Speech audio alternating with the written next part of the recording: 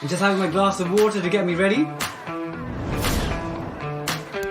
Ciao bambini. Good morning and welcome to our whole school assembly. Hola! Let's get some learning on. Welcome to another day of home learning. What time is it?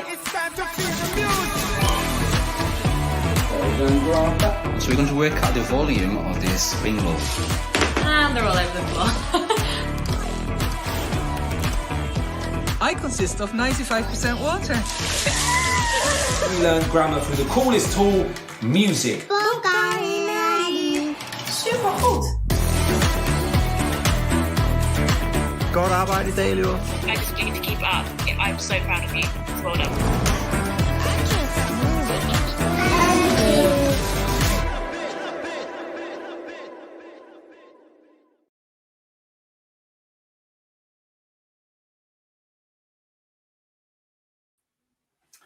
Hello everyone and welcome to today's webinar in which we're going to focus in on managing your school's Google Workspace for Education domain. So this is the one of a series of webinars where we focus in on the admin console and talk about how that can be used when you're using the admin console in a school or educational setting. So welcome to the webinar. My name is Andy Caffrey. I'm a Google certified innovator and trainer and I work with the team at Canopy. I'm also joined by the lady in charge of Q&A today, my wonderful colleague, Jess. Hi, Jess. Hi, everyone. I'm, as Andy is as well, a Google certified innovator here from not coming from the US. I'm here in the UK, but originally from the US. Happy to be here with you all today and answer your questions. Feel free to put them in the Q&A doc. We'll put a link in the chat so you can access that at any time throughout the webinar. Or you can also put your questions in the YouTube chat and we will make sure to answer as many as we can. We might also come back to some of the questions after the webinar in case you have those very challenging, specific tech pieces that we need a little bit more information to answer. And be sure to pay attention to what Andy is sharing with you because we have a little fun quiz that goes along with our evaluation at the end. Yes, you can win yourself the exciting Google fridge magnets we've got today. Swag. So those are the exciting swag that we're sending out today in today's webinar.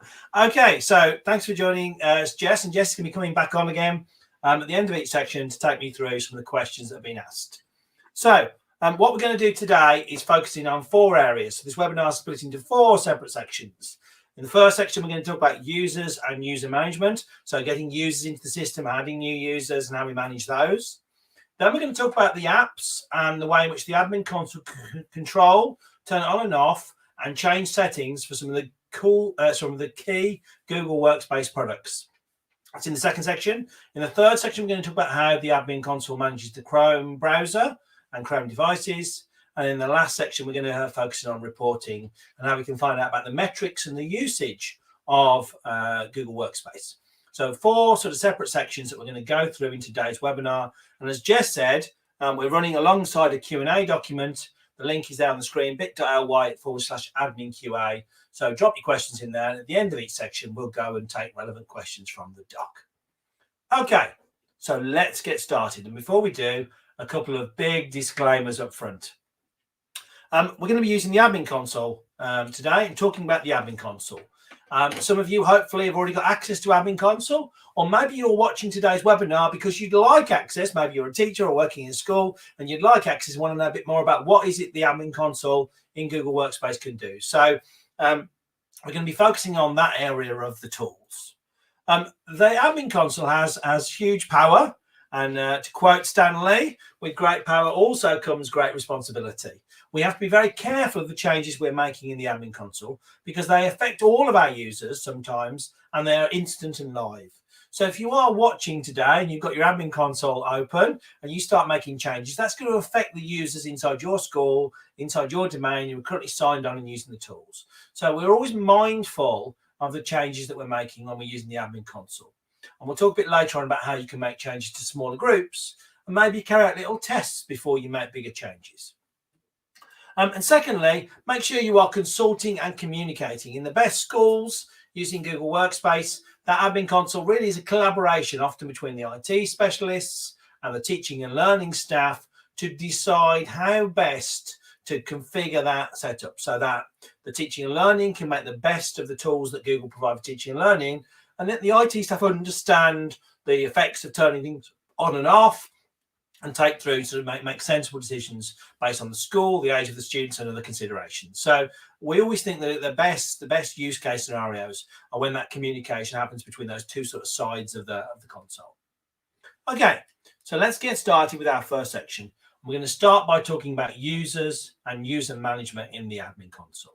So I'm going to just switch my screen over, and we're going to look at the admin console here. So when you sign in to the admin console, it comes up on a page. It's actually, they've just recently altered the look of the home page. So we now have a page that looks like this with these key buttons on. It's a slight redesign from the old big round buttons we used to have. And users is one of the top areas on this page. As you can see, we've got users up here, and we can also now shortcut straight to things like adding, deleting, changing an email address, some little changes off the main home page. But for now, I'll just click on users to go into our user area. And that takes me over into where our users live. Now, I'm using a training domain today. This is a test play area. So none of these people are real. They're all made up or fake user numbers, but it allows me to demonstrate and change settings. And I don't have to worry about the effect that's going to have down the line as I'm going through this. So this is where our users live. Here they all are in a big long list of people within the console. And obviously I could go and find people there if I want to find a user. But frequently when I'm looking for a user, I won't come into users and scan up and down. I'll just go to my search bar up here, and I'll just type in the name of the user I want. And once I start putting the name of a user in up there, it will find the particular person I'm looking for. So to be honest, the quickest way of getting to a user, to a particular user that's already in the system, is to come in, pop their name in, and that then takes me to that user's page so I can get some information about that particular user. So here I've got some information. As you can see, I've got some things I can do with the user in my system. And the first one is probably the most common. Anyone that's worked in a school for more than about a day knows the most common request is resetting passwords all the time. So obviously I can come in here, find a user, hit the reset password button and make that change to a user's password. I can also, from this menu, rename them if I need to change their name, add them to different groups. If they belong maybe to a member of staff, and I've got groups of maths teachers, English teachers, or year 1 teachers, year 2 teachers, move them around, send them an email. I can suspend them, and suspend them locks their account. So maybe I want to suspend them for some reason. I can restore data if they've deleted things and then we want to recover it. We can recover files for up to 30 days after they've been deleted. Or maybe I want to delete the user, totally remove them from the system. And then the last one is change organizational unit. So on this page, on this user information page, I can make some certain sort of key changes initially, get into that user and start to do some key changes to them. At the bottom there, we saw a button that said organizational unit. And in the most in most schools, we would break our users down into little groups, and we call those groups organizational units. And that's because we often want to apply different settings to different people. For example, we probably want to give our teachers, our members of staff, higher permissions to do more things, have more power as adults to do more things. And we might want to give our students, particularly working in a primary school, maybe our youngest students, a lot less permissions. We want to be a lot more restrictive as to which tools and services they have access to. So to enable us to do that, we organize people into organizational units. And as you can see from the main user page here, I can go to manage organizational units, and I'm going to just go into an example of a school here, which is Elm School. In fact, my example school, sorry. And we can start to see in my example school here how we might organize our users into different categories. So in my example school here, I've got 2 little categories to start with. One is devices and one is actual users. And that's because physical devices, things like Chromebooks, also live in the admin console and almost in some ways behave like a person. So we organize those by organizational units as well. So I've got a separate area where I'm popping my devices, and I've got my users over here as well that I'm going to organize. And then in users, I've got them in this case, and this is one example. It's up to you how to decide how to organize it. But as an example, I've got admin accounts, staff and students, because that at a high level makes sense. My admin accounts are very special and people can access the admin console. So I'm keeping them very separate. My staff, my teaching staff, and then my students separately down there. And then as we go into, let's say, students, I might want to go into the different key stages, key stage 1, key stage 2, or in this case, I've got lower school, sixth form, upper school. This is an example secondary school setup. And then let's go into lower school. As you can see, I've got year 7, year 8, year 9 in there. And I've got one for year 6 joiners. Maybe I'm bringing year 6 on early to give them access. So I've got those in there. And as you can see then within that, even within those categories, I can break further down into subgroups of 1, 2. So for example, in my year 9, I've got a year 9 subgroup of digital leaders. And I've also got some restricted. So maybe my digital leaders I'm giving more permission to, giving them a few extra things they can use because they're my little IT team of students. So again, we can start to break down into all these groups. And the important thing and reason why we want to create lots of organizational units is it makes us easier to be more granular with permissions.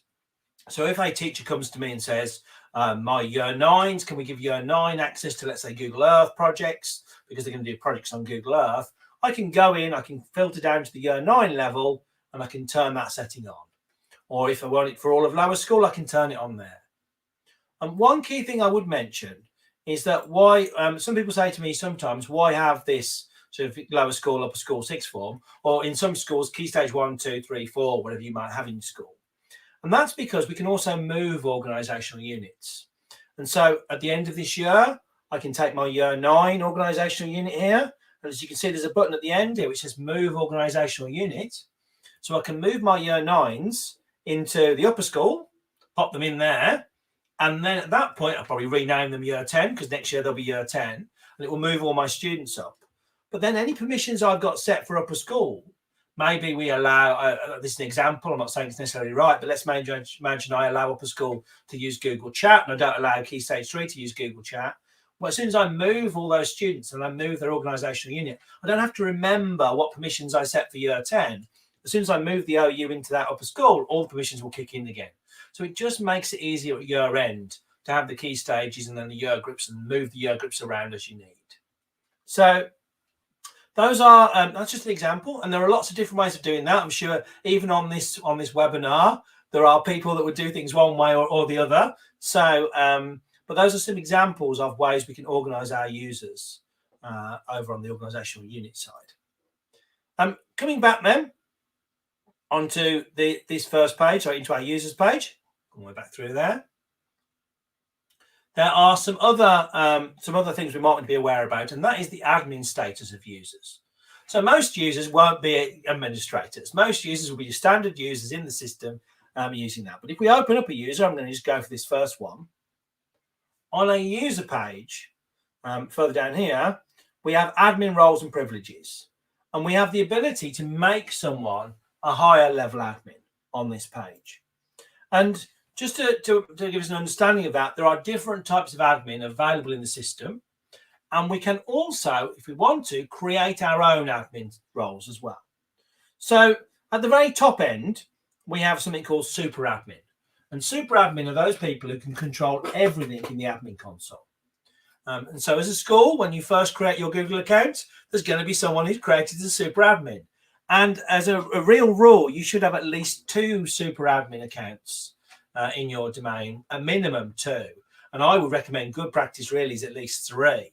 Because then if someone's not around or something happens to someone, there'll be someone else who can go in at a very high level to make those big changes. So super admin is someone who has that high level.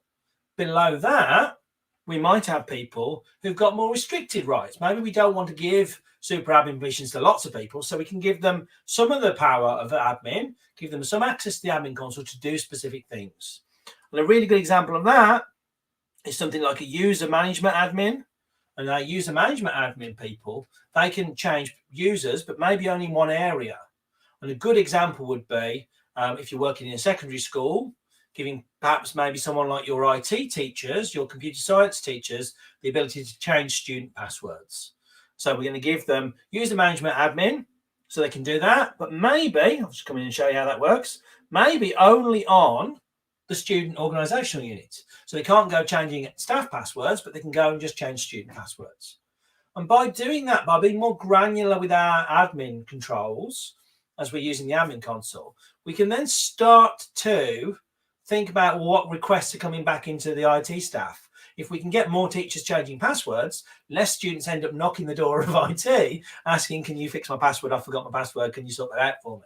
So I always think it's useful to think about, are the key people in your school or organisation who maybe need some granular access to certain parts of the admin console to do certain things. So that's what we can do with admin and with user management in admin. So that's our users. Now, what we've talked about so far is just users in the system.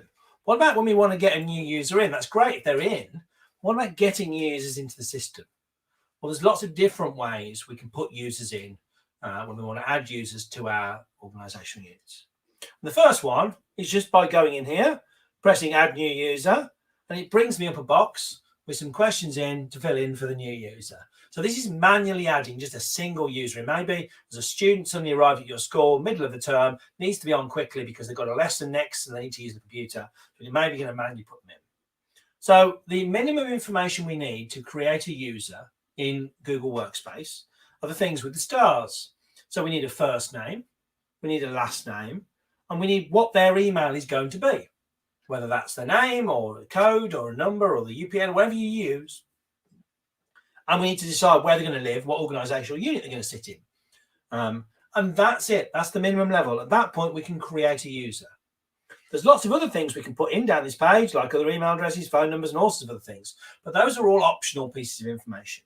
The key things we need to know are first name, last name, and what the email address is going to be. And obviously, that email address needs to be unique. So we need to think of a naming system that maybe is going to avoid duplicates. And so those are the minimum pieces of information we need to create a user. Now, I'll be honest, if you're working in a big school, you're not likely to be pressing that button 500 times and coming in here and entering the information manually. That would not be a very effective way of working. So there are some other ways we can bring data in. The next one is quite common with our schools, is bulk upload. So bulk upload simply means we create a spreadsheet, a CSV file, which we can do in Google Sheets or in Excel. We can download a template for it if we want here. But as you can imagine, that template needs to have those minimum things again. So first name, last name, email address, what the password's going to be, and where they're going to live. We create that spreadsheet, we upload it with this big button here, it says upload it, and the system will go and create all those users. So if you can easily pull that information from your MIS or SIS, then you could just create a spreadsheet, upload the users, and you could put in thousands of users. I think the maximum, and I don't suppose anyone on the call is going to need to do this, but the maximum upload for a spreadsheet is 150,000 users. But I don't think any of us are going to be hitting those sort of numbers. I would not imagine that's the numbers we need. So that's the uploading to a spreadsheet. Just on the password, that's the first password they use. And if you're thinking, well, what could we use? One of the things we've seen that's been really popular for initial password is date of birth, because date of birth is something that students will all know what their date of birth is, hopefully, depending on how old the students are. But they can, once they sign in the first time, they're going to change it anyway. It's going to be changed to something more memorable. We'll talk a little bit more about passwords when we have a look at security a bit later on. But that's adding new users in by uploading them in the console. There are some other ways we can add users. In fact, there's a whole range of other ways to add users in. And some of you might be working in schools that do some of these. Google have some tools, the School Directory Sync and the Cloud Directory Sync, that can sync people in from other data sources. So those are Google tools. We've shared links to this, by the way, in the Q&A doc. There are some scripts out there. If you're particularly technically minded, you could use a tool called GAM, which is a script-based tool to bulk create lots of users. And then there are third-party companies who will offer the ability to sync users across, often from Sims or Arbor or whatever MIS you're using. So people like Wand and Salamander and WizKids and RM Unify that can go and get the users automatically, and they usually run about once a day, check for all the students, and check that those students are all live in the admin console. So again, it comes down to you to decide what the best route is for you and your school. And those are ways of creating lots of users and managing users in the console. So that brings us to the end of our user section. Jess, have we got any great questions in on users yet? Hi, I was just putting those links in the Q&A doc that Andy mentioned, so you can click on each of those. We had, yeah, just comments really so far otherwise, but still, please take this time to put in any questions again in the YouTube chat or the Q&A doc. One great comment. Go on, carry on. No, just one great comment was about empowering educators with those different roles. I really love that. Not only does it make sense for the IT person to take a little load off of them, but it's also empowering teachers. So yeah, curious to hear if anyone is in that kind of customized role, or if you want to share your roles that you're acting in, please do so in the chat. Just while we're on that, I was going to mention there's a new feature actually coming into the console, or has now come into most of the consoles, which is something we call target audiences. And actually, this is useful for us to understand. It's available on Education Standard and Education Plus, so some of the higher levels. And it allows us to create what are groups within the system, which we then, if anyone's used Google for a time, knows that you can go to File and Share, and it always gives you the choice of my organization. It's always everybody in your organization. Well, that's a bit awkward for us as schools, isn't it? Because everyone in your organization means all the teachers and all the students. And so it's always been a bit weird that was the only sort of choice in there by default. So Google are rolling out for Education Standard and Plus customers something we call target audiences. And target audiences allow us to create groups again within the system. And those groups will be in that choice. So you can have a staff group. When we come in to look at Google Drive in a second, I'll show you where the settings for that live. So we're going to come into apps, and I'll show you where the settings to create those target audiences live as we go through Drive. So as just mentioned, the Q&A is there. Oh, we've got so there is a question come in actually for us. Let's have a quick look. Jess, is there a question in? So Matthew wants to know, when a school has Wand or Salamander set up to sync users, can you manipulate what data goes across prior to the accounts being set up? My default answer is I can't comment specifically on Wand and Salamander. I've certainly worked with similar ones in the past, and we've had a choice of what incoming data we can move. So I can't comment specifically on those two. I'm pretty certain that Wand certainly has a choice. I think Salamander probably does, but you may need to speak to them about what data comes in terms of that data match process. And that means, what are we going to bring across? What are we not going to bring across?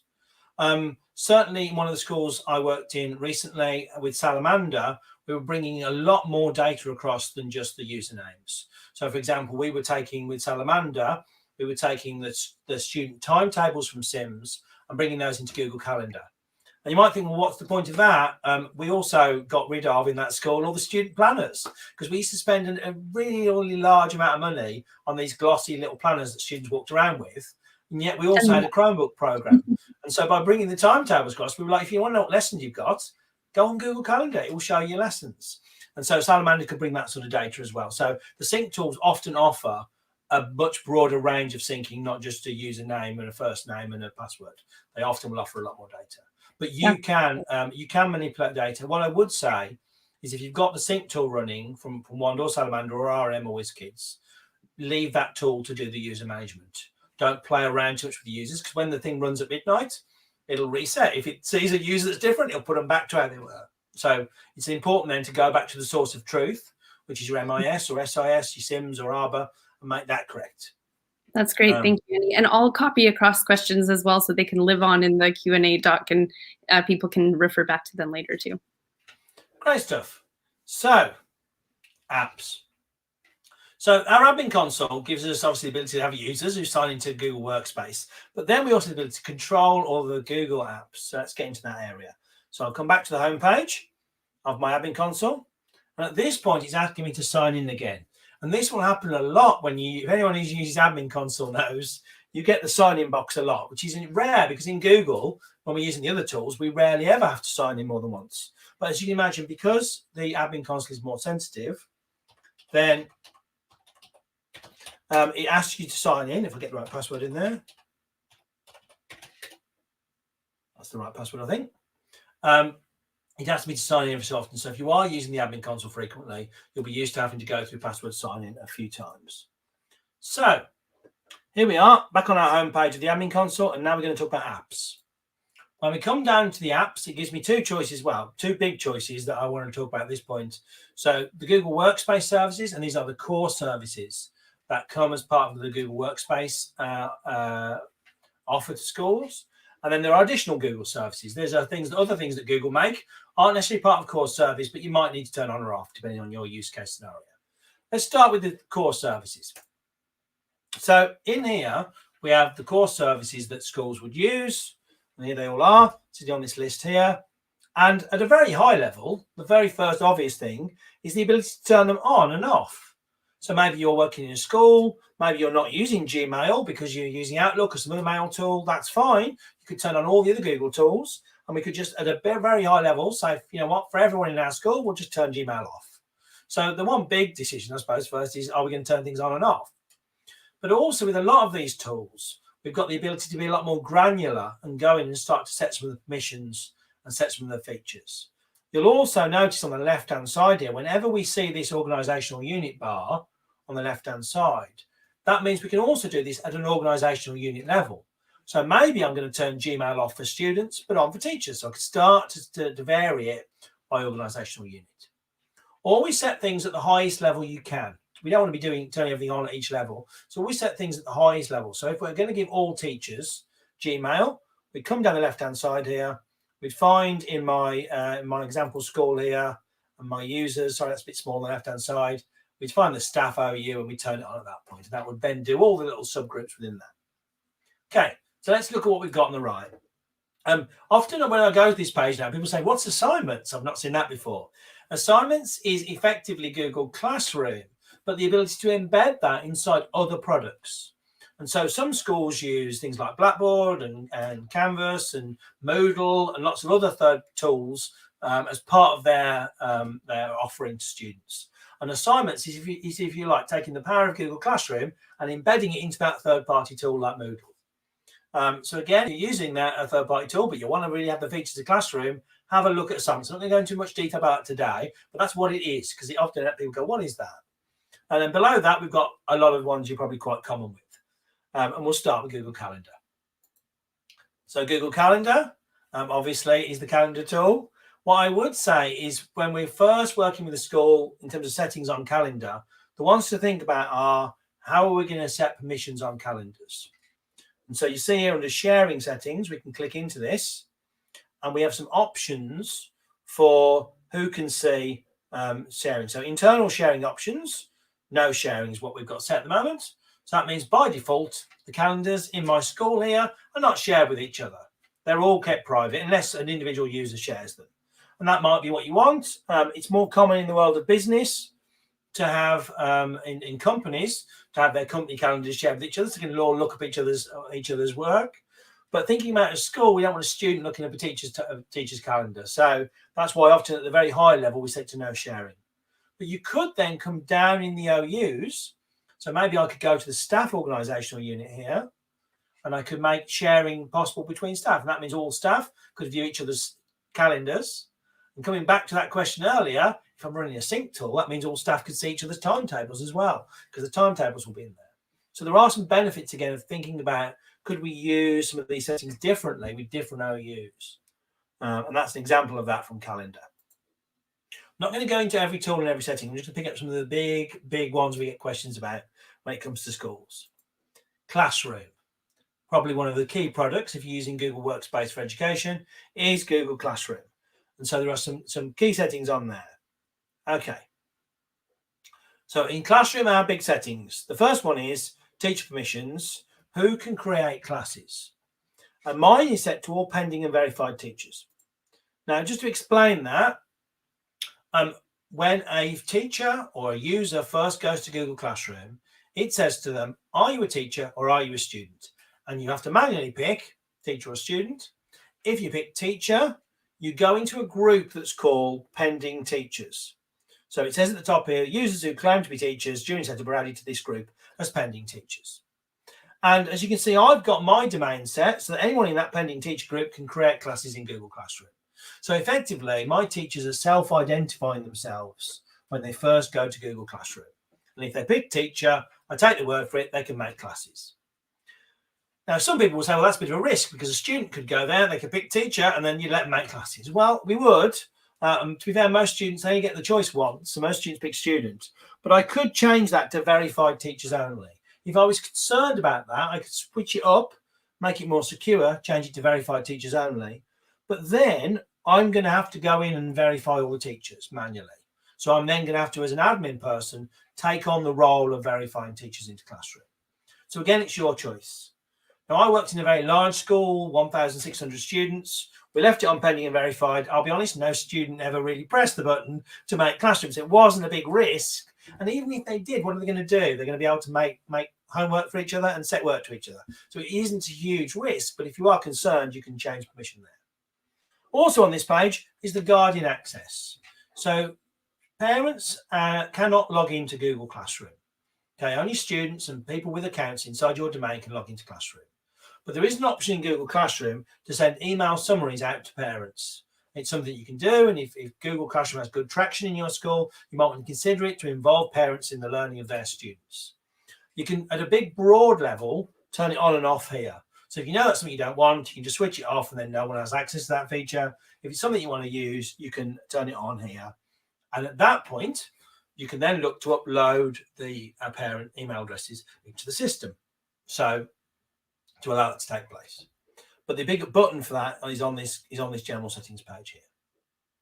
We then have some class settings for individual classes. So the first thing is class membership. So who can join classes in my school? Now, my one here, because this is a training domain, we use this for training people, is set to any user, which means that if we invite someone into a classroom, anyone from anywhere in the world can join our classes. That's probably not appropriate for a school. You would probably lock that one down to users in your school or in your domain. And then which classes can my students join? Again, you might want to control that so they can only join classes in my school as well. So often schools would lower this down a bit. Now you'll see on this list here, we also have the option for whitelisting. Sometimes schools work very closely with other schools. Maybe you're part of a multi-academy trust, and so you've got some teachers that move between schools or some students maybe that go to a different site for their A-level lessons. So what we have the ability to do is whitelist certain domains, which then behave a bit like they're internal. So we can still lock our students down, so they can only join certain classes in our school, and maybe this other school that we've whitelisted that we work with very closely as well. So there is an in-between setting for Classroom there. And again, down here in the next bit, you've got, here are the domains you want to whitelist to work together in that way. So the ability to whitelist is on there. And those are our key settings for class membership. And then finally down here, we've got data access, which is, are we going to allow authorized apps to access Google Classroom data? And there are lots of third-party tools out there that you can use with Google Classroom. And again, some of them need API access, and that's controlled. So those are the Classroom settings.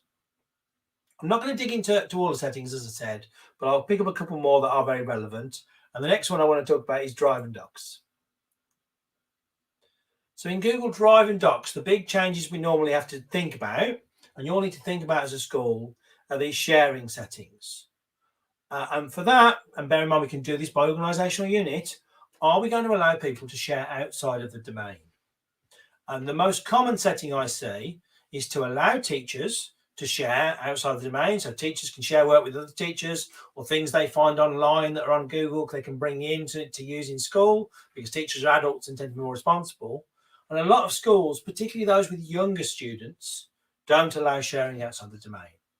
So they would lock, again, on the left-hand side, using the OU, they would lock. So we've got sharing outside of Canopy is turned on. What they would do is they would have that turned off. They would lock those younger students in so that they can't share things outside. And often they match the permissions for this with whatever they're doing with Gmail. So if we're not allowing students to email out, then we could also not allow them to share their files out in the same way, because otherwise we're giving them a route to the outside world.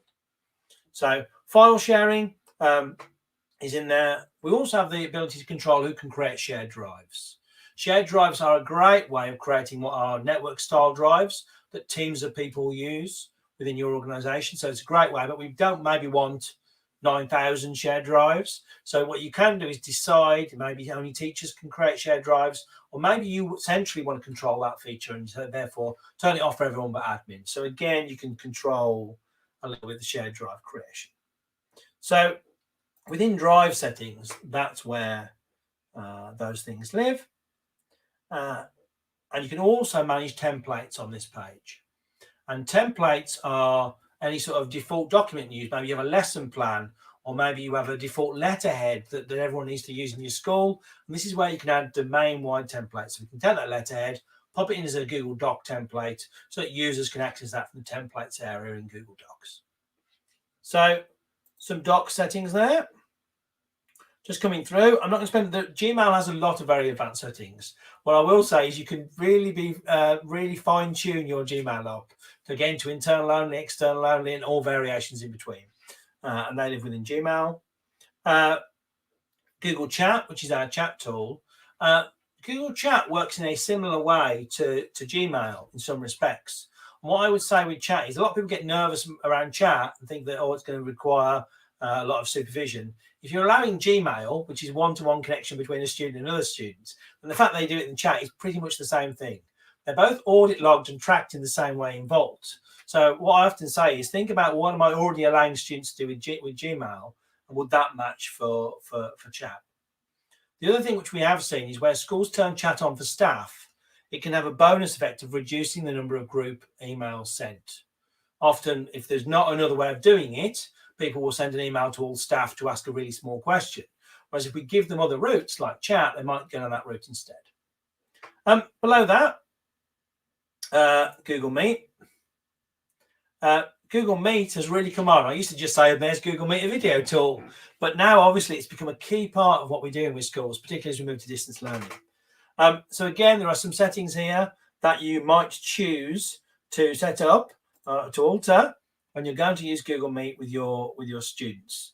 Whether people can dial in by telephone to meet, it's often turned off in schools. Down here, whether people can record, often turned on for various reasons in schools. And if you can't record, that's often why, because it's turned off. Also on this page, backgrounds. Can people change their background in a Google Meet call? It's really nice to be able to change your background, but then there's been some reports of some students using inappropriate background. So maybe we turn that off. Again, on the left-hand side, by organisational unit, we can allow teachers, not allow students, and so on. And then there's the ability to make the calls. And again, we can filter that down. Now, this is to place video and voice calls. Doesn't mean join, it means create a new one. So again, the ability to filter that by OU is important. So thinking about your Google Meet settings is another one to think about your school and what's relevant there. Google Meet. Below that is Google Vault. Google has a tracking tool that sits behind the scenes all the time called Google Vault. And what it's doing is it's enabling an admin to do a search on things like what's in a doc, what's in a Gmail, what was sent from certain people.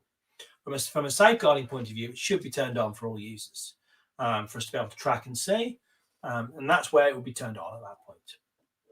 And then there's some other ones. Jamboard, great interactive whiteboard tool, I recommend turning on. Keep, great note-taking tool, I recommend turning on. And Google Sites for building websites and portfolios, again, commonly turned on, commonly used by lots of people in the school. So I'm not going to go into those settings in detail, but you can see that you've got those choices there. And so those are some of the apps we turn on and off within the main apps. I'm going to just flick across and mention some additional services now as well.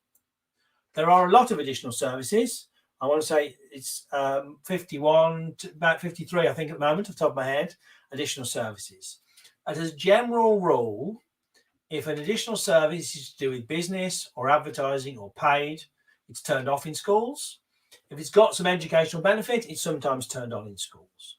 So I'm not going to go again into all the details, but I'll mention the big ones. So Applied Digital Skills is a training tool to help people learn about digital skills. Integrates very nicely with Google Classroom, video-based content, great tool. Turned on for schools is my recommendation, turned on here. Then you see I've got a few turned off for the moment. Blogger is a blogging tool. Sometimes we will get students to write blogs and publish to the web.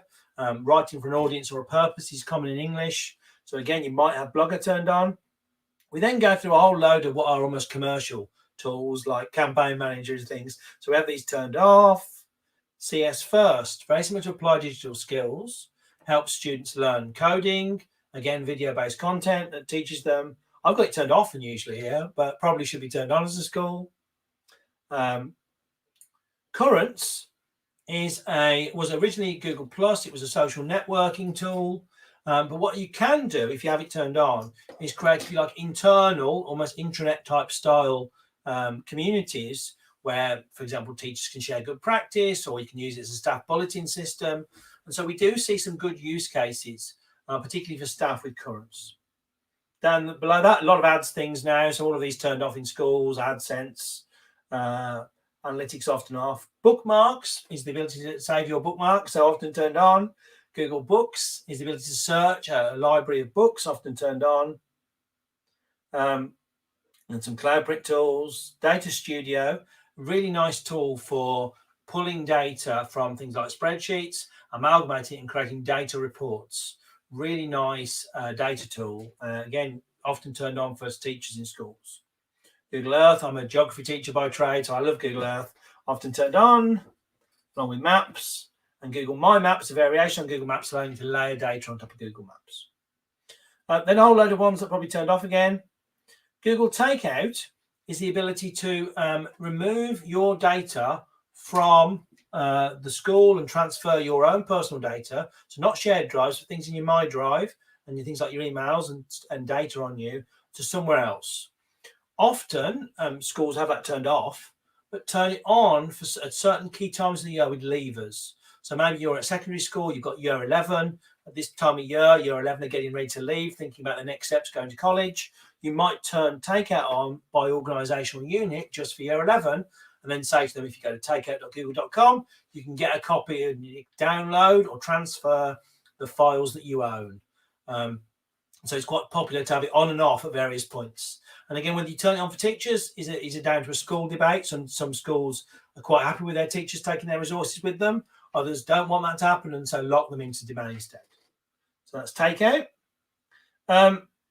Again, a load more now of other ones, but onto the next page. And this always throws me slightly because it lives on the next page. Is one of the biggies, actually. Yeah, because the back end of the alphabet's on the next page is YouTube. Because here on additional Google services and YouTube, we have the ability to change the way YouTube works when our users go over there and sign in with a school account. And so this one, I would say, of things we get the questions about the most is to do with this. As you can see, what we can do here is we can decide how strict an access we want to have people on YouTube. And again, we can do this by OU. And that means if a user from our school goes over to YouTube, signs in, they might get a very restricted selection of videos, or maybe an unrestricted section of videos, or maybe there's someone who can approve access. And so that ability to change the YouTube here is that's where it is. Because quite often I work with schools and they go, why are all our videos blocked when we've turned YouTube on? And it's because they haven't come in and filtered down in this area the permissions for YouTube. So just bear in mind you have a bit of control there. And those are some of the additional Google services that I've just taken you through in the admin console. Jess, do we have any questions about apps coming in the chat? I was taking notes because there were a few things, the great things that popped up in my mind. Also wanted to see if you wanted to go into any of those new features. But the things where Andy was showing, where it gives you the warning that, changes that are made might take 24 hours and such. Usually what's different about the admin console than with many of the Google tools, it's not an automatic save. There is a save button that you do often have to click. So just make sure it's not always so obvious. It's not always a colored button. So just a little tip there that came out in my mind. And also just going back to the chats and Hangouts and Meet connection, Andy, I know, of course, Hangouts has been being phased out, And so if you are installing chat, you will still see that association technically in the admin console, but they are actually two different apps. Hangouts is still functional at the moment, but not something that you'd really want to push out to all users. Chat's the way to go. But those things have changed so much in the last year because of Google Meet updates and changes. And did you want to speak about those bits on the slide, the previous slide? Yeah. These. I think we mentioned that one already. So these are some of the new changes that have just come through. We mentioned the fact you can now control the Google Meet backgrounds. And also, you can also control, coming soon, you can have a more granular control as to who can join meetings. And in fact, this morning, on the Google Updates blog, they also announced changes to when meeting codes expire in Google Meet. So what's happening, has happened a lot over the last 12 months, is Google have taken on board lots of feedback about Google Meet, because up until 12 months ago, Google Meet was quite a minor product in the offering that we didn't really ever spend a lot of time talking about. And now it's become an absolute key to schools. And so what Google, anyone who's watched the development of Google Meet has probably seen, is that we've seen lots of additional features come into Google Meet, but also lots of security changes in the way in which we can control things. So if you are in Google Meet with a class, basically what are all the ways that students can be naughty and how do we cut those things out is effectively the process Meet's been going through to remove those. One thing I would recommend, if you're watching this webinar, you're probably an admin or someone's got a higher level interest in Google than maybe a standard user. And therefore, there is something called the Google Workspace Updates blog. Yes, we have a link to this on the Q&A doc. Yeah, and I know it's linked on the Updates blog. And the Google Workspace Updates blog is a great place to find out about what's changing, what's coming new into Google Workspace. And when you go on this page, you can press subscribe by email, which I have done. And then every time something new happens, every time something changes, every time something comes out, you get sent an email that says, this is new, this is today. So this morning, I had an email saying that Google are going to change when Google Meet links expire.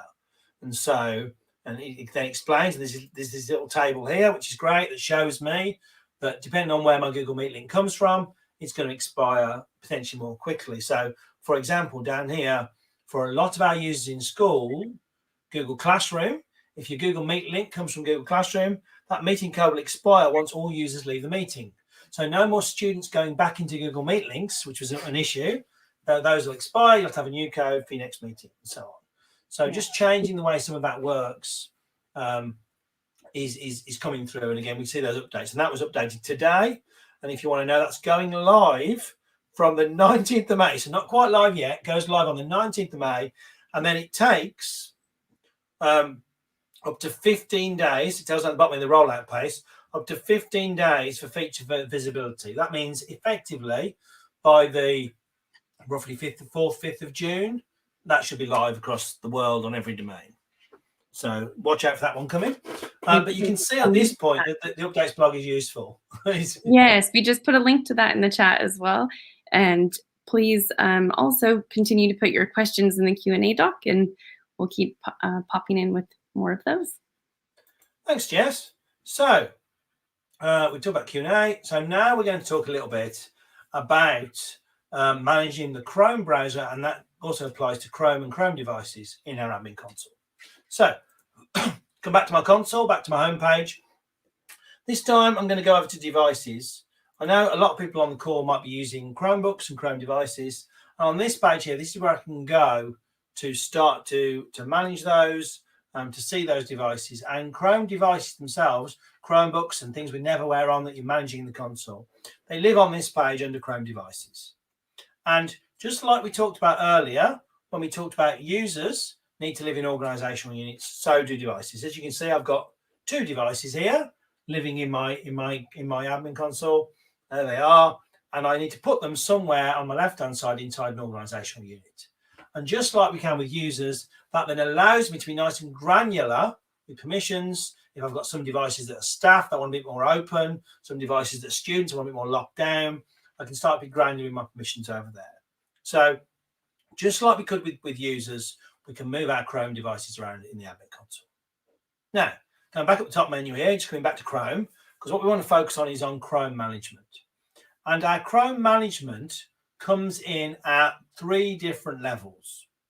So I'm going to just go here. I'm going to go to, and it doesn't matter which of these buttons you go to, it still takes you to the same screen. So I'm going to go to user and browser settings. And as you can see, when this loads up at the top here, it gives me some choices at the top of the page here. So user and browser settings.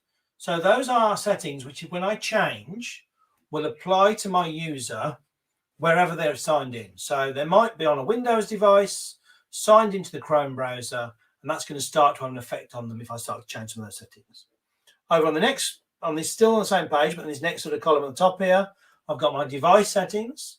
So those are going to apply to manage Chrome devices, like a Chromebook that's controlled by the school. If I change the device settings there, it applies at a device level. And then over on the right-hand side, there's also something called guest settings, which we can play around with as well on managed devices. But for now, for today, I'm going to focus on user and browser settings, which is this one. I'm going to get back to it. Just wait for my machine to catch up. It's going a bit slow here. It's come back. So when I'm on this page, which is into devices, Chrome and settings, when I'm on this page, you can see there's this little logo here that we see under each thing.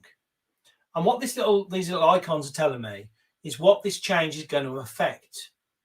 If I see the Chrome logo, that means this change is going to affect the Chrome browser. If I see the little Android man, it's going to affect mobile phones with my users on. And if I see a little device, it's going to affect Chrome devices within the system as well. And sometimes as we scroll down, you'll see some of them will affect all of them. It'll just vary depending on what the setting is and what it's going to affect as I make those changes. So this allows me to decide different settings when my users come onto those different things. I'm going to scroll down a little bit. I'm going to talk about some of the common settings. There are over 500 settings now across this page. So there's a lot of settings on this page. I'm going to scroll down to find the ones that I wanted to talk about, which are down below network and are in startup. I could have used the search probably a bit quicker here to get to things. That's Android. It's startup. So this is when my user comes onto either a Chrome device or the Chrome browser. These are some key things. I could decide firstly, what does the home button do? When they press home, where does that go? But more importantly, what do I want the home page to be? When they first log on, what do I want that home page to be? And so in the case of this school, I've got it set to Google Classroom, because if you're ever using Classroom, it makes sense maybe to start your journey in Classroom. But I could put other things in there. And also a bit further down below that, I can also have other pages load on startup. And as you can see on the left-hand side here, I've got my organizational units. So I can be very granular again around these pages. So I was working at a secondary school in year 11. We used to load revision websites up on startup. Now, I know a student can still then close those websites down again, but they could never really say to me, I didn't know there were revision sites. I didn't know this existed, because every time they logged on to the Chrome browser, or every time they opened up their Chromebook and went on that way, these pages would all come up and be there in front of them. So this ability to start to customize the experience for our users in the Chrome browser or on a Chrome device is really useful. So having that happen on startup with the home page is really useful there as a thing. We've also got further down the page here, again, a bit like we saw for the YouTube settings, the ability to decide how strict our Google searches are going to be when our users signed into the Chrome browser and doing Google search, to use safe search, to restrict. And again, we've also got the YouTube option here as well. I put it in both places now for when we do a YouTube video search.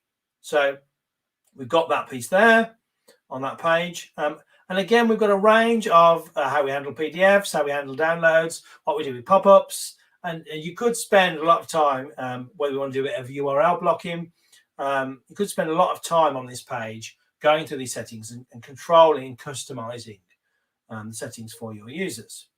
So that's user and browser settings. At the device level, these settings on the device page are settings when a managed Chrome device comes onto your network. So if you have a Chrome management license on a device, comes onto the thing, this is the page where those device settings kick in. I'm going to mention a couple of ones that are useful for schools again. So coming down to the sign in area, for a school, thinking about a Chromebook in a school, very often we turn off guest mode, as we've got here. We don't want that guest mode. That means that a school someone can go on without signing in. We might restrict the people signing in on a school device to a school account. So we could do that, lock a device just to the school accounts. And if you're working with younger students, one of my most popular recommendations for schools is to do this. And this is autofill domain name. So what this does is, when you power up the Chromebook, the user just has to type in their username, that very first part of their username. The back end, and particularly if you work in a school with a long domain name, it's going to take the students who are very young and ages to type it all out. That can be really useful if it autofills the domain name. We can do that in device settings. And again, the other thing we can do on here is play around with the wallpaper. And I actually used to use this quite a lot. I worked in a school. We had trolleys of Chromebooks, a library trolley, a science trolley. And I don't know how, but machines always got mixed up. In some magic way, machines from the library would end up in science, science machines would end up in the library. So what we did in the end was we changed the background wallpaper to 2 different colors. Then all you have to do is open the device, see what the background is on the sign-in page, and you can then take your device back to the right place. So again, just thinking about where these tools are useful in schools. And that is some of the settings we can do for our devices. The other thing we get asked about a little bit is, what about on this page, third-party apps and extensions? When we want to add additional tools to our users, it often comes in 2 ways: Chrome extensions and third-party apps that we're going to use on devices. And this is the page where we can control those. At the top level on my apps and extensions page here, it says allow users to install other apps and extensions. And it might be there are some users that want to give wide open access to the Chrome Web Store to put whatever they want on. You probably want to do that for the super admins in your domain. You might want to do that for the teaching staff in your domain. It depends. It varies from school to school whether they give that open access or not. But then when we come down to a student level, on a student OU, because we can do this by organisational unit, we probably want to turn that off. We don't necessarily want students installing thousands of Chrome extensions on their browsers. So we can turn that off there. And then if we are turning that off, down below, we can start to add other apps or Chrome extensions or whatever we might want to use for our users to have access to. So it would be great in the chat to hear if anyone's got any Chrome extensions they really like using in their school. And you probably see some on the screen because I've added a few already. But has anyone got a Chrome extension that they think schools should have or should install or might help? So if you've got a great Chrome extension, drop it in the chat now. And I'll just briefly talk about how we add Chrome extensions. So we normally, to add a Chrome extension to our users, we come down to the bottom right hand side, the plus button, and it gives us some different choices here. I'm going to go for the first one, just things that live in the Chrome Web Store. Once I'm on Chrome Web Store, I'm going to search for the Chrome extension that I want to add to my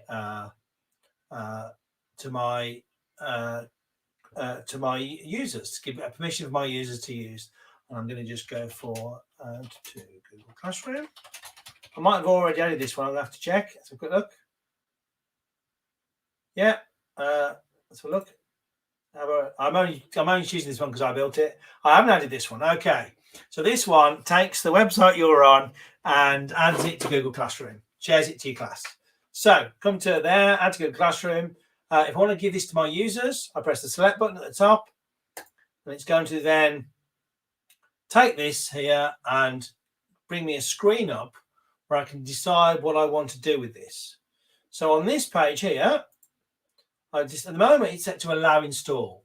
So that means my users aren't going to have this installed on them. It's just going to be there. If they get a Chrome Web Store, it's now one of the things that they could add, but they're allowed to. My other choices on this menu are to block, something I don't want, I can block it off. I can force install it, which means I will force this onto all of my users as a Chrome extension. And then with some of the apps, not maybe this one, but ones that have got maybe a more logical use case for lots of students, I might want to force install and on the Chromebooks, pin it to the taskbar as well, pin it to the browser toolbar. So I have these 3 choices, the choices I can do here. So maybe I'll force install that. And at that point, as Jess said, I haven't yet done that until I press at the top of this page, this big save button up here to save that into my system. So that's taking an app or an extension, putting it into the console and pushing it out to users. And that brings us to the end of the Chrome management section. Jess, how are we getting on with people's favorite Chrome extensions? Are we getting some good ones in? Yeah, SJ recommends Georgina, we'll start with, there we go. Was recommending Edpuzzle, Slido, Equatio, Screencastify, all really great extensions there for completely different purposes, really. And Georgina also recommended Mute Tab, which is what I need right now. And Bitmoji, loving, lots of educators have spiced up their classrooms with Bitmoji. And she also recommended Screencastify and, of course, Mote, a hot new extension that's been added to the mix. So, and also just in terms of questions, Andy, once in a scenario where you have allowed users to download one of these things to their devices, and then if there was a change in administration or for some reason they don't want to allow those extensions anymore, how does that work? In terms of they want to take one back off again? Right. They would change. Yeah, they would change the settings, so it'd still be in here as one of your alloweds. You just move it to block. And that would take it off everybody.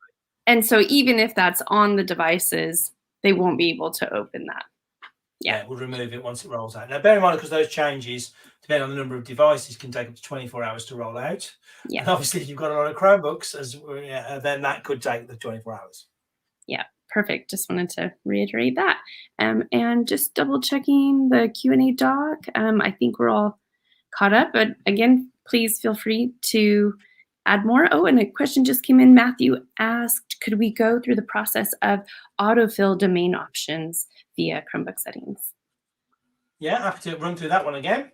So it's over. I'll take you right from the higher level. So we go to the Chrome management page in the admin console, which is this page here.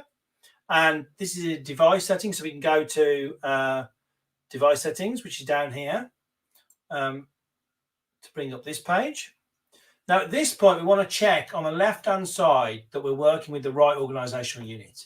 And as I said earlier on, you can put your devices into organizational units if you want, or maybe we're just going to do this to every device in our school. It wouldn't be an issue if we did.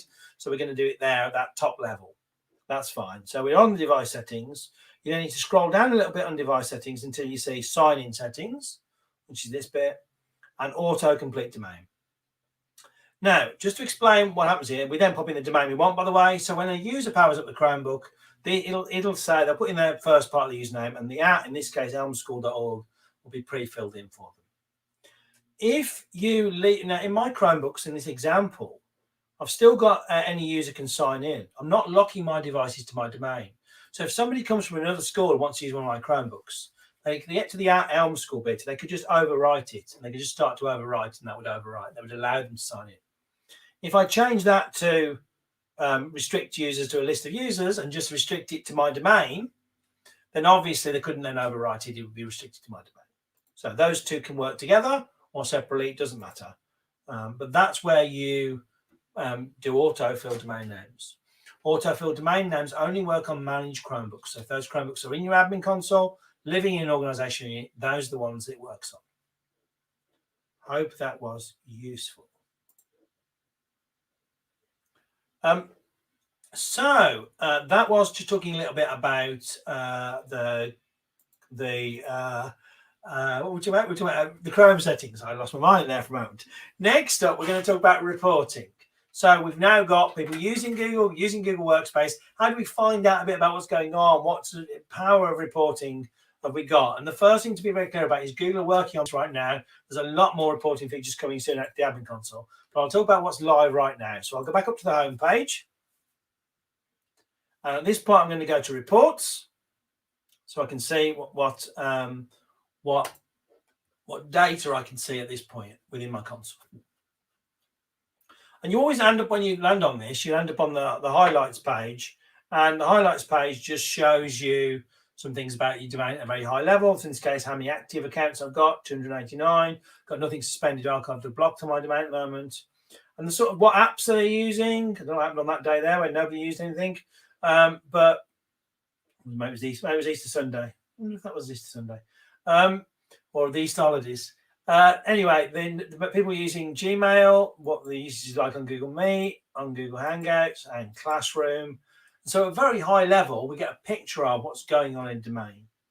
And where I used to work, we used to be able to monitor. One of the ways we monitor Classroom was this: not only the weekly active users, but the amount of classrooms we had. Is that something similar to the number of students, the number of users in your school? So at a very high level, we can do that in the highlights area. We can then on the left-hand side here drill down into individual tools.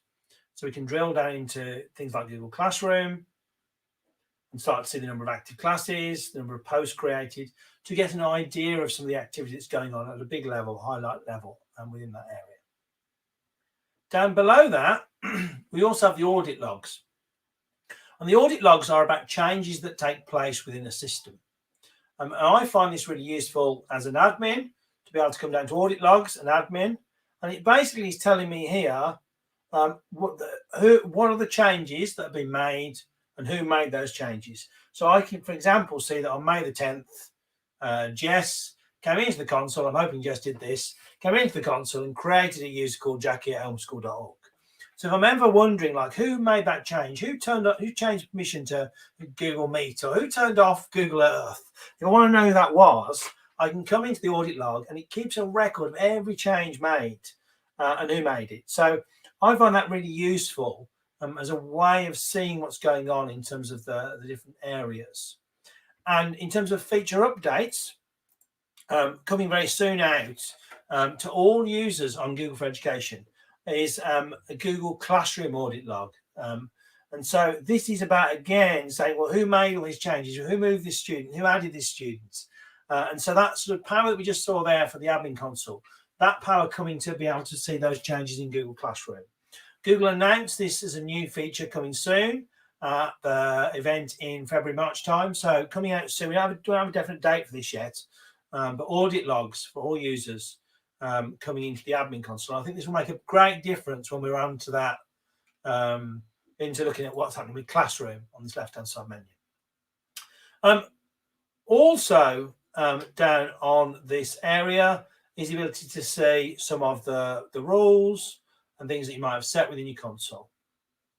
And rules are when we put in particular rules around the use of data. So that is our audit log.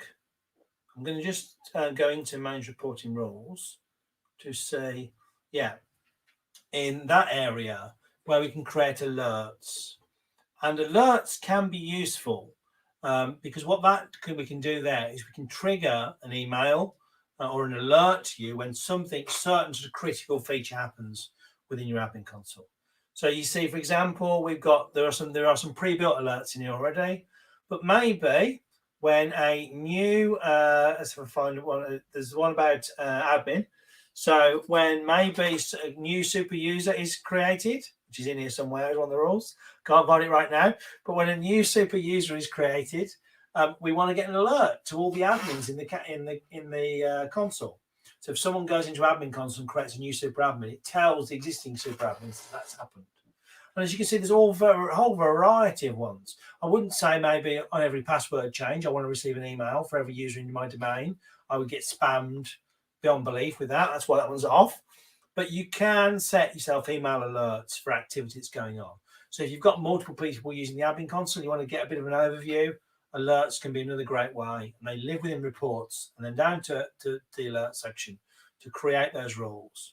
And there can be some great ones in there that, as mentioned, I think Georgina just mentioned in the chat, that some of the alerts around phishing and spam can be useful if you want to pick up on those.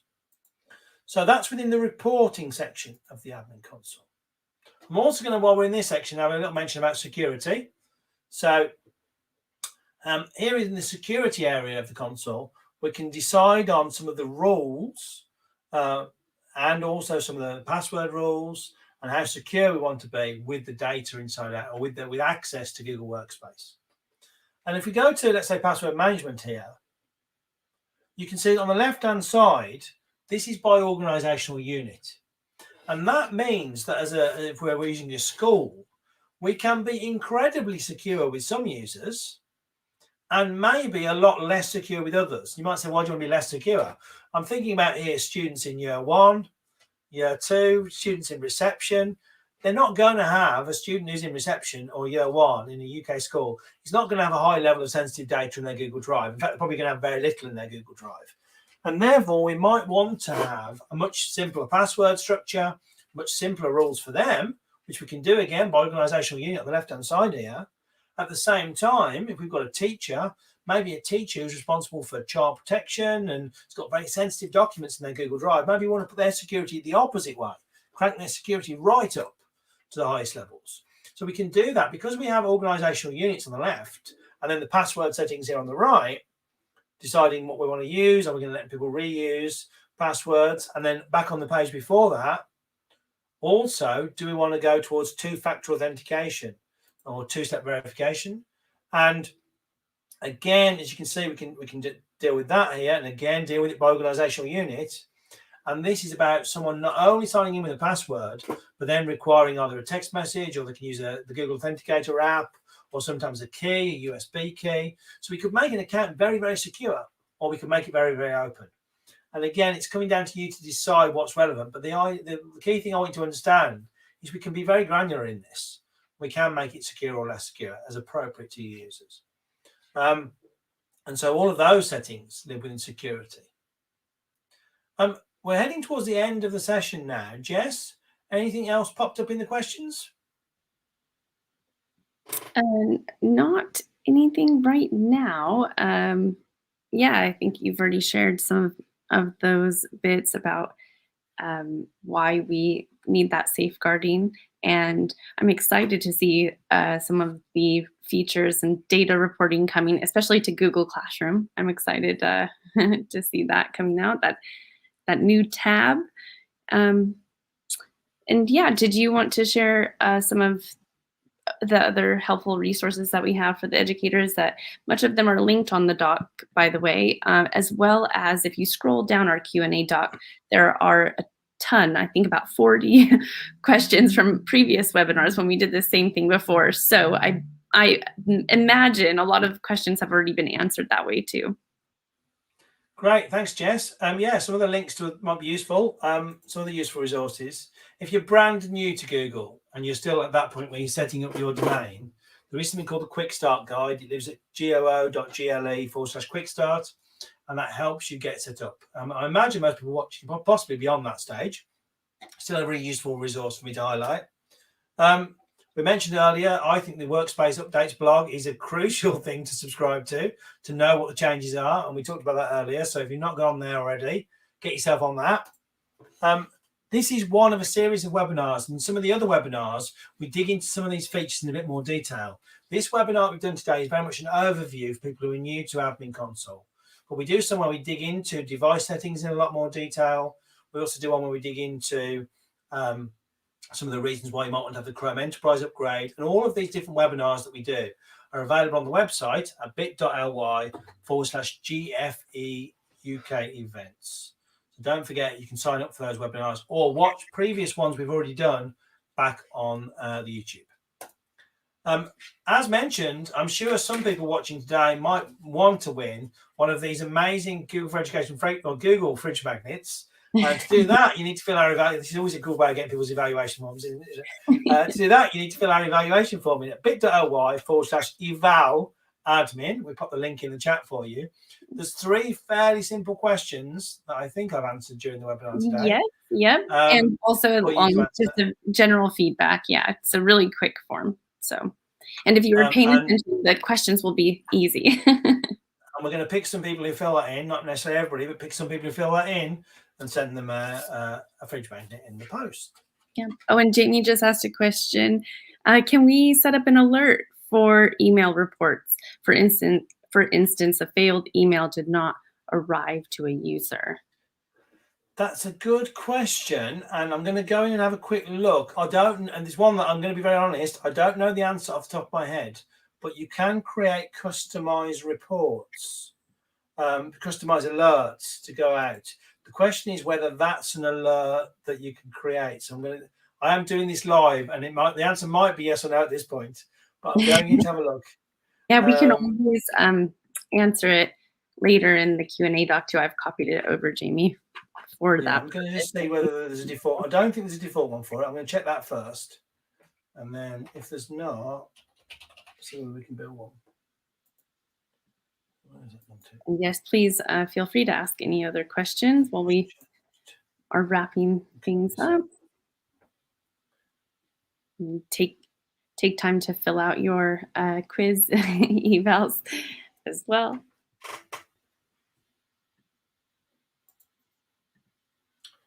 This might be one I have to come back to answer in the chat, because I'm going to dig through now. Because I think it might be possible, because it's one of the features that gets reported on. But I'll have a dig through, and I'll have to have a look to see whether it's possible to build that rule. So pop that in the chat for me, Jess, and I'll put an answer, a more detailed answer in the Q&A doc. Rather than have everybody on the webinar watch me try and solve it, I'll put an answer in the Q&A doc when we get back to there. It is a great example. Thanks for asking that, Jamie. I think it might be possible. Yeah, I'll have a play. There's the Q&A doc link one more time as well that has all of the handy links and lots of information there for you to refer back to. And you can always watch this webinar back as well in case you want to actually open this up with your admin console and go through and do the things that Andy was showing, and you watch it back at the same link. Great. Well, thank you, Jess, for taking care of questions today. Thank you, everyone, for joining us. And we'll see you all again on another webinar soon. Bye, everyone.